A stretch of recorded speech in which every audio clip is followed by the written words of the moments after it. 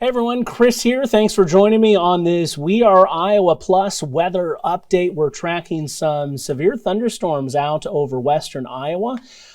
Here's a look at the severe thunderstorm watch through 12 o'clock. I want you to notice the storms picking up the most steam are out here into western Iowa, but actually in the last hour or so, they've gone from very robust to on a weakening trend here. You'll see as I loop things, it's looking less and less linear and concise into a line and more spotty in nature. That said, we do still have severe thunderstorm warnings in place for Carroll up through Calhoun and Pocahontas County in the Local 5 area. These last through various times over the next 45 minutes, and we are looking at radar indicated potential for up to 60-mile-per-hour winds. Now, the threat levels here for tonight, ultimately pretty low in the grand scheme as this activity continues to move its way eastward. You see the severe weather outlook not as pronounced as you move your way further eastward and southward into the state. The parameters just not quite lining up. The atmosphere will be stabilizing as well with time,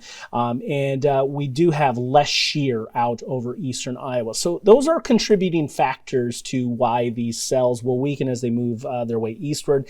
That said, we have a lot of thunderstorm energy in place here, and you see as the data loads in, this is going to load in over the last hour or so. You see it's quite robust here. We're climbing the ladder on that legend, so we're going to continue to track things for you as we continue on through the evening. Ultimately, I believe that tornado risk is quite low. We have very high storm bases here, more pronounced in that department as you move up into Minnesota.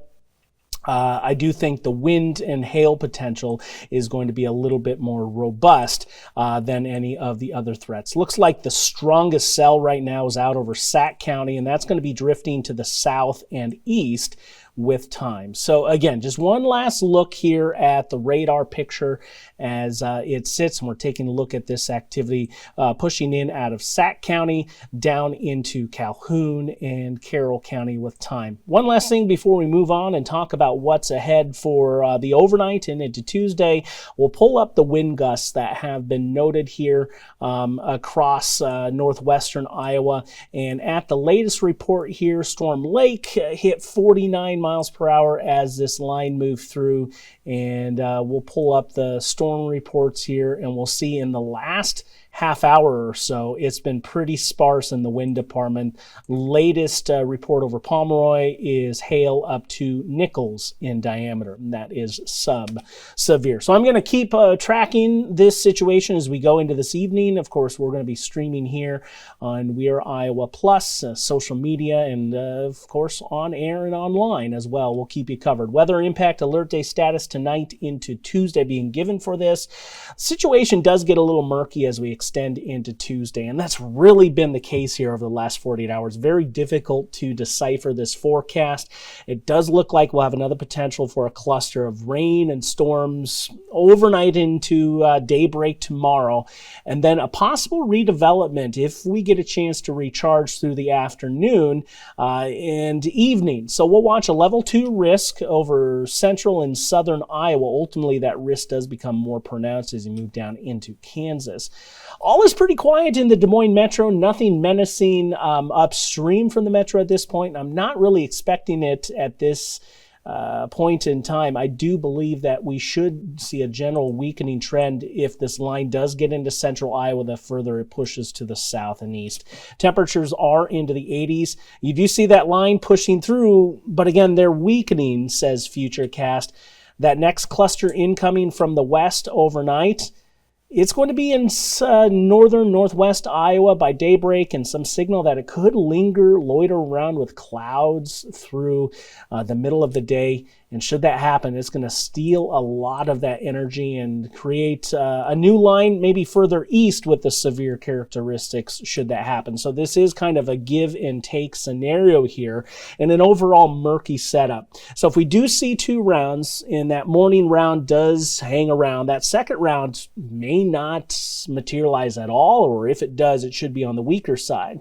Now, if that morning round does not come to fruition at all, we could be primed and in central and southern Iowa for potential there to see some strong to severe storms. So it is a bit of a conditional threat overall in the grand scheme of things that I am going to be tracking as we move through our Tuesday. Amounts of rain on Tuesday, we're looking at streaky amounts, an inch or inch plus. There's actually going to be another round into Wednesday.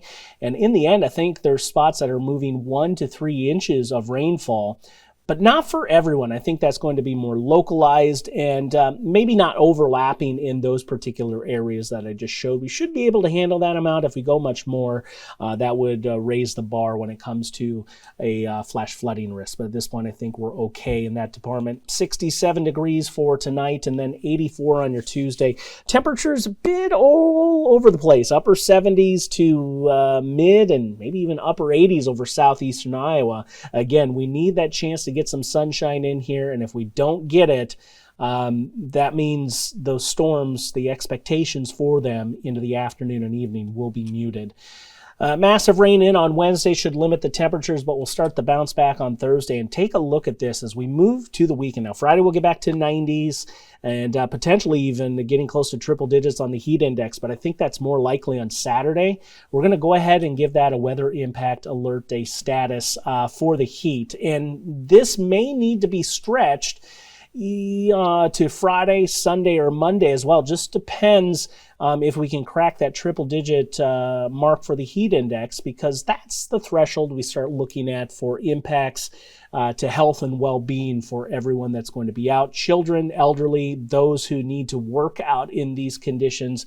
Just take care of yourself. It is going to be warm over that 4-day stretch, but downright hot. It looks like the hottest trying to line up on Saturday. Of course, I'm going to be here tracking the storms here on We Are Iowa Plus social media, online and on air as needed. 60 mile per hour wind potential here out of both of these severe thunderstorm warnings over Calhoun, Pocahontas, stretching down into Carroll County in the local 5 area. I do like the trend this has been on as those storms move east. They've generally been weakening with some slight pulses upwards. I think the most robust activity is going to stay out into Nebraska through the overnight.